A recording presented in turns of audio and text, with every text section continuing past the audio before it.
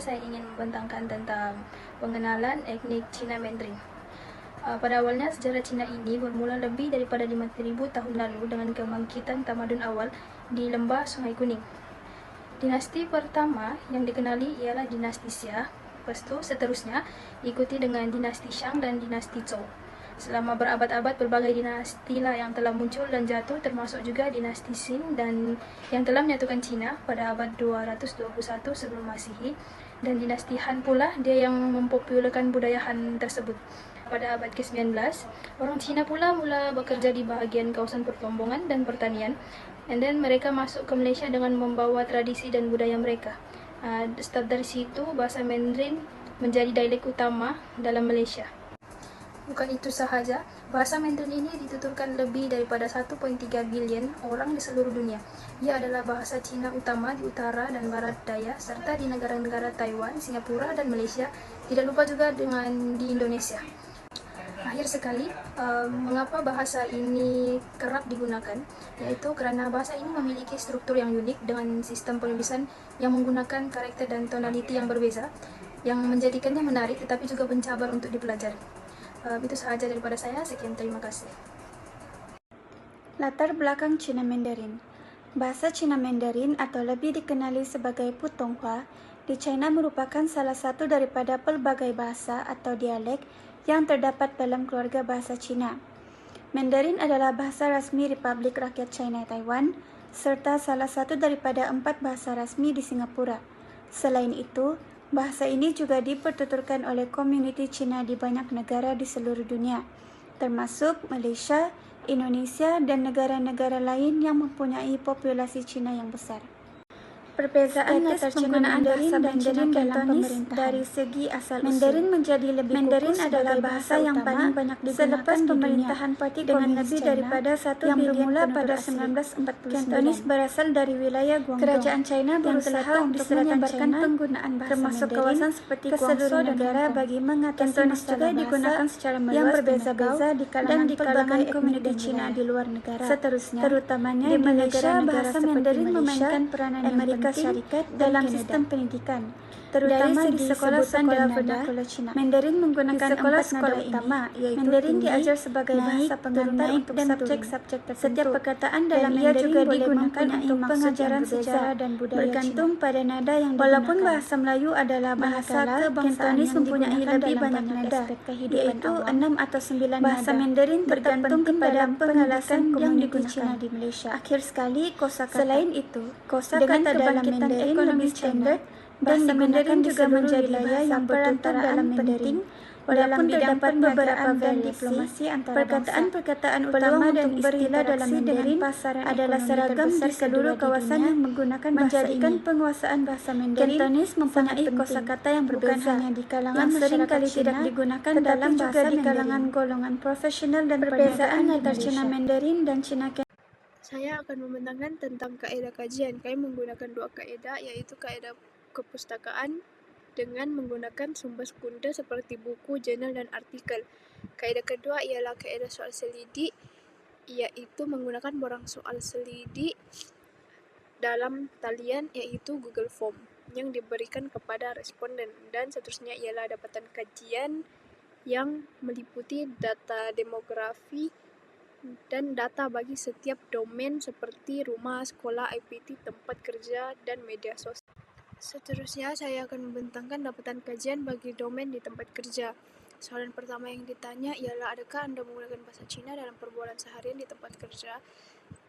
Dan didapati bahawa 53.3% yang menjawab tidak pernah, 26.7% menjawab kurang kerap, 13.3% menjawab kerap, dan hanya 6.7% yang menjawab sangat kerap. Soalan kedua yang ditanya ialah, seberapa kerap Anda membaca dokumen atau bahan kerja dalam bahasa Cina? Seramai 60% yang menjawab tidak pernah, 13.3% menjawab kurang kerap, dan 20% menjawab kerap, dan hanya 6.7% menjawab sangat kerap. Seterusnya, saya akan membentangkan tentang dapatan kajian bagi domain IPT. Soalan pertama yang ditanya ialah, adakah Anda menggunakan bahasa Cina dalam perbualan seharian di IPT? Seramai 46.7% yang menjawab kurang kerap, dan 26.7% menjawab tidak pernah, 20% menjawab kerap, dan hanya 6.7% menjawab sangat kerap. Soalan kedua yang ditanya ialah dengan siapakah Anda kerap menggunakan bahasa Cina untuk berkomunikasi dengan GIPT. Seramai 92.3% menjawab rakan dan hanya 7.7% menjawab pelajar antarabangsa Cina, dan tiada responden menjawab pensyarah atau tenaga kerja. Baiklah, seterusnya saya akan membentangkan dapatan gajian bagi domain rumah. Bagi domain rumah, kami telah mengajukan 2 soalan kepada responden, iaitu soalan pertama mengenai kekerapan mereka menggunakan bahasa Cina dalam perbualan seharian mereka di rumah. Sebanyak 60% responden ataupun seramai 9 orang responden kurang kerap menggunakan bahasa Cina sebagai bahasa perbualan mereka di rumah. Manakala soalan kedua pula adalah dengan bertanyakan kepada responden mengenai dengan siapakah mereka kerap menggunakan bahasa Cina di rumah. Sebanyak 66.7% ataupun 8 orang responden menggunakan bahasa Cina di rumah bersama dengan adik-beradik mereka. Baiklah, seterusnya adalah domain sekolah. Domain sekolah juga kami telah mengajukan 2 soalan kepada responden, iaitu soalan pertama dengan bertanyakan mengenai kekerapan mereka menggunakan bahasa Cina di sekolah. Baiklah, soalan pertama yang diajukan kepada responden adalah mengenai kekerapan mereka menggunakan bahasa Cina sebagai bahasa perbualan seharian mereka di sekolah. Seramai 40% responden kurang kerap menggunakan bahasa Cina dalam perbualan seharian mereka di sekolah. 40% ini mewakili 6 orang daripada 15 responden, manakala terdapat 13.3% ataupun bersamaan dengan 2 orang responden yang tidak pernah menggunakan bahasa Cina ini dalam perbualan seharian mereka di sekolah. Seterusnya adalah soalan kedua mengenai bahasa utama yang mereka gunakan dalam perbualan seharian mereka di sekolah. Dan sebanyak 60% responden ataupun bersamaan dengan 9 orang responden telah memilih bahasa Melayu sebagai bahasa utama mereka ketika berada dalam sekolah. Domain yang terakhir adalah domain media sosial, iaitu soalan pertama mengenai kekerapan mereka menggunakan bahasa Cina platform media sosial. Sebanyak 40% ataupun 6 orang responden tidak pernah menggunakan bahasa Cina platform media sosial, dan 40% pula kurang kerap menggunakan bahasa Cina di media sosial. Kemudian soalan kedua ialah mengenai cabaran yang dihadapi oleh responden apabila mereka menggunakan bahasa Cina di media sosial, dan sebanyak 28.6% ataupun sebanyak 4 orang memilih kekurangan perkataan ataupun frasa yang sesuai ketika menggunakan platform media massa, dan seramai 4 orang responden juga tidak menghadapi sebarang cabaran ketika menggunakan bahasa Cina di media sosial. Itu saja dapatan kajian mengenai 5 domain yang telah dikaji. Leksikal Melayu Cina. Leksikal bermaksud perbendaharaan kata atau sambungan perkataan dalam sesuatu bahasa, manakala bagi Melayu Cina menunjukkan asal-usul perkataan-perkataan tersebut, iaitu dari bahasa Cina. Di sini saya telah meletakkan beberapa contoh. Yang pertama adalah baku teh, iaitu hidangan sup tulang babi. Yang kedua adalah char kway teow, iaitu mie beras goreng. Kedua-dua hidangan ini merupakan hidangan yang sangat populer dalam kalangan masyarakat kita. Dan yang ketiga adalah angpau. Angpau juga merupakan satu sampul merah yang berisi wang atau duit, dan dapat dijumpa apabila musim perayaan. Sebagai contoh, Tahun Baru Cina. Ketiga-tiga nama ini adalah berasal daripada bahasa Hokkien Cina dan sangat tidak asing dalam masyarakat kita. Dan terakhir ialah kepentingan leksikal Melayu Cina. Yang pertama adalah dapat mencerminkan sejarah dan budaya interaksi antara masyarakat Melayu dan Cina di Malaysia. Yang kedua adalah dapat menunjukkan kepelbagaian budaya di Malaysia dan fleksibiliti bahasa Melayu dalam menyerap unsur-unsur asing. Dan ketiga adalah dapat membuktikan bahawa bukti perpaduan dan keharmonian kaum di Malaysia itu ada.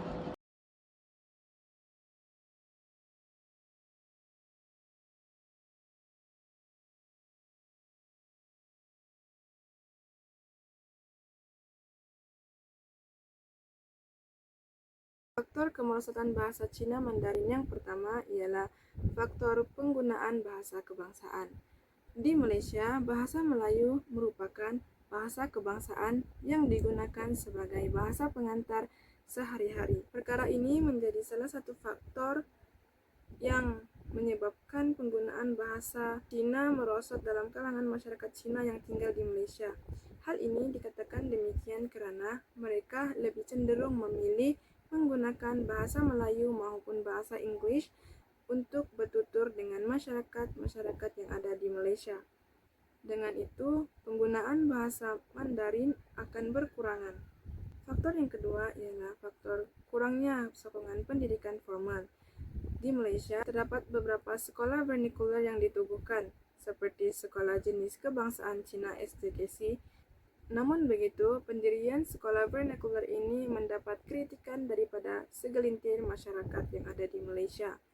Hal ini karena menurut sebahagian masyarakat, sekolah vernacular ini menggunakan bahasa ibunda masing-masing sebagai bahasa pengantar. Oleh itu, mereka mengatakan bahwa sekolah vernacular ini memisahkan pelajar berdasarkan kaum. Dengan itu, kurangnya sokongan pendidikan formal akan menyebabkan penggunaan bahasa Cina berkurangan dalam kalangan masyarakat Cina. Bahasa Inggris dalam dunia perniagaan. Bahasa Inggris ini dia menjadi bahasa utama dalam perniagaan antarabangsa, di mana syarikat besar ini menggunakan penggunaan bahasa Inggris dalam komunikasi resmi mereka.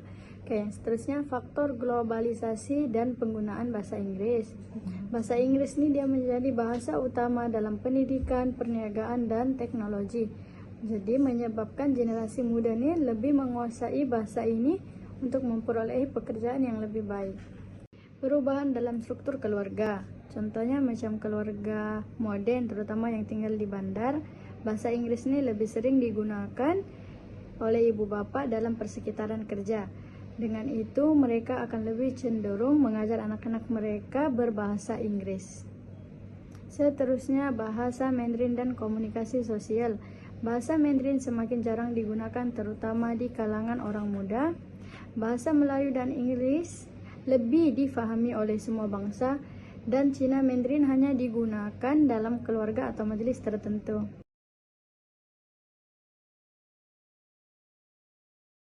Terdapat beberapa usaha yang boleh dilakukan untuk menjaga kelestarian bahasa Cina Mandarin. Pertama adalah melalui peranan ibu bapa, di mana ibu bapa perlulah memanfaatkan aktiviti harian dalam rumah, contohnya berkomunikasi, menonton televisyen, dan bernyanyi menggunakan bahasa Cina Mandarin. Hal ini secara tidak langsung akan membolehkan bahasa Cina Mandarin dapat diterapkan dalam diri anak-anak, sekaligus akan membuatkan anak-anak biasa dan suka dengan bahasa Cina Mandarin. Seterusnya adalah Bapak perlulah mengelakkan daripada mencampur-campurkan penggunaan bahasa Cina Mandarin dengan bahasa lain, contohnya bahasa Melayu ataupun bahasa Inggris, yang akan menyebabkan anak-anak keliru dengan penggunaan kosakata dan cara sebutannya. Akhir sekali adalah ibu bapa perlulah menggalakkan lagi pembelajaran bahasa Cina Mandarin dalam diri anak-anak dengan cara memperkenalkan budaya dan warisan Cina Mandarin. Ibu bapa boleh membawa anak-anak menonton persembahan seni ataupun muzik yang boleh menarik minat anak-anak untuk mengetahui asal-usul Cina Mandarin. Hal ini secara tidak langsung akan menyebabkan anak-anak lebih mengetahui cara sebutan, penggunaan kosakata dan tata bahasa, yang membolehkan anak-anak untuk mengembangkan lagi dan menggalakkan semangat mereka dalam membantu menambah kemahiran berbahasa mereka. Hai, saya Nur Syahrzad binti Maruf, BB 23110139. Dalam usaha untuk menjaga kelestarian bahasa Mandarin, sekolah dan juga masyarakat memainkan peranan yang penting. Contohnya, penyediaan kurikulum khas dengan menawarkan mata pelajaran Mandarin di sekolah jenis kebangsaan Cina dan juga sekolah kebangsaan. Selain itu, penganjuran aktiviti kebudayaan melalui pertandingan pidato, menulis esei dan juga mengadakan sambutan untuk memperkenalkan lagi budaya Cina. Seterusnya, sokongan guru berkelayakan dengan menyediakan guru-guru yang terlatih serta bahan bacaan yang mencukupi. Dan terakhir ialah insentif untuk pelajar cemerlang dengan memberikan anugerah dan beasiswa kepada pelajar yang cemerlang. Hal ini untuk memotivasikan pelajar untuk menguasai bahasa Mandarin. Peranan masyarakat pula dengan melakukan penubuhan kelab bahasa Mandarin dengan mempromosikan penggunaan bahasa melalui kelas bahasa Selain itu, penganjuran program kebudayaan, aktiviti seperti bengkel kaligrafi dan juga festival makanan untuk mempromosi budaya Cina. Seterusnya, penyediaan kelas tambahan bagi masyarakat di luar bandar yang tidak mempunyai akses untuk belajar bahasa Mandarin. Dan yang terakhir, penggunaan media dengan memanfaatkan radio, televisi, dan platform digital untuk menyebarkan kandungan bahasa Mandarin. Sekian, terima kasih. Sebagai kesimpulannya, bahasa Mandarin memainkan peranan yang sangat penting bukan saja untuk mengekalkan warisan budaya sesuatu etnik, tetapi juga sebagai jambatan untuk pelbagai bidang seperti perniagaan, pendidikan, dan diplomasi. Selain itu, menguasai bahasa Mandarin memberi banyak peluang kerjaya dan memberi kelebihan dalam dunia yang semakin global ini. Kemahiran berbahasa Mandarin boleh membuka peluang pintu pekerjaan dan memperluaskan lagi jaringan dan meningkatkan daya saing di peringkat antara bangsa. Walau bagaimanapun, kita tidak boleh mengabaikan cabaran yang dihadapi dalam usaha untuk melestarikan bahasa ini, terutamanya dengan pengaruh kuat bahasa kebangsaan, pembandaraan, dan dominasi bahasa Inggris dalam pelbagai bidang. Namun begitu, semua cabaran ini boleh diatasi dengan usaha yang bersungguh-sungguh. Kita perlu memberi penekanan dan pendidikan bahasa Mandarin yang lebih meluas, memanfaatkan teknologi moden untuk pembelajaran, serta mengadakan aktiviti komuniti seperti kelas bahasa untuk memupuk minat dalam kalangan generasi muda.